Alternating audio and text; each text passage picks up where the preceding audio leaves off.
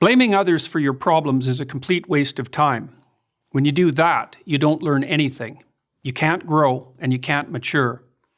Thus, you can't make your life better. In my 3 decades as a professor and clinical psychologist, I've learned that there are 2 fundamental attitudes toward life and its sorrows. Those with the first attitude blame the world. Those with the second ask what they could do differently. Imagine a couple on the brink of divorce. They're hurt and angry. The unhappy, bitter husband recalls the terrible things his wife has done and the reasons he can no longer live with her. The harried and disillusioned wife, in turn, can describe all the ways her husband let her down. Each has a long list of necessary changes for the other person. Their prospects for reconciliation are grim. Why? Because other people aren't the problem. You're the problem. You can't change other people, but you can change yourself. But it's difficult. It takes courage to change, and it takes discipline. It's much easier and much more gratifying to your basest desires to blame someone else for your misery. Consider the youthful activist making a statement against the corrupt capitalist system by smashing in the storefront of a local business. What has he done other than to bring harm to people who have nothing to do with his real problems? The guilt, doubt, and shame he will inevitably feel in consequence will have to be suppressed so his beliefs can remain unchanged. And that suppression will do nothing but foster his anger and alienation. In the play The Cocktail Party by American English poet T.S. Eliot, one of the characters is having a very hard time of it. She speaks of her profound unhappiness to her psychiatrist. She tells him that she hopes her suffering is all her own fault. Taken aback, the psychiatrist asks why. Because, she tells him, if it's her fault, she can do something about it. If it's in the nature of the world, however, she's doomed. She can't change everything else. But she could change herself. Now, there are people who seem to be consigned to a terrible fate, but most of us aren't. Most of us have a chance to make our lives better. But how? Start small. Ask yourself a few questions.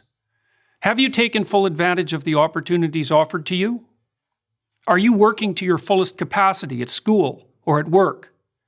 Have you, in other words, set your own house in order? If the answer is no, try this.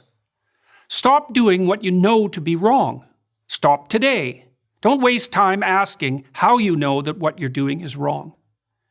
Inopportune questioning can confuse without enlightening and deflect you from action. You can know something is right or wrong without knowing why. Start paying attention. Do you procrastinate, show up late, spend money you don't have, and drink more than you should? It's not a matter of accepting some externally imposed morality. It's a dialogue with your own conscience. What are you doing that's wrong from your own perspective? What could you put right now? Get to work on time. Stop interrupting people. Make peace with your siblings and your parents. Diligently utilize everything you already have at hand. If you do those things, your life will improve. You'll become more peaceful, productive, and desirable. After some days or weeks or months of attentive effort, your mind will clear. Your life will become less tragic, and you'll become more confident. You'll start seeing right from wrong more clearly. The path in front of you will shine more brightly. You'll stop getting in your own way. Instead of bringing trouble to yourself, your family, and your society, you'll be a positive and reliable force. Your life will still be difficult. You'll still suffer. That's the price of being alive. But maybe you'll become strong enough to accept that burden, and in that fashion, even come to act nobly and with purpose. The proper way to fix the world isn't to fix the world. There's no reason to assume that you're even up to such a task, but you can fix yourself. You'll do no one any harm by doing so. And in that manner, at least, you will make the world a better place. I'm Jordan Peterson, Professor of Psychology at the University of Toronto for Prager University. Thank you for watching this video. To help keep PragerU videos free, please consider making a tax-deductible donation.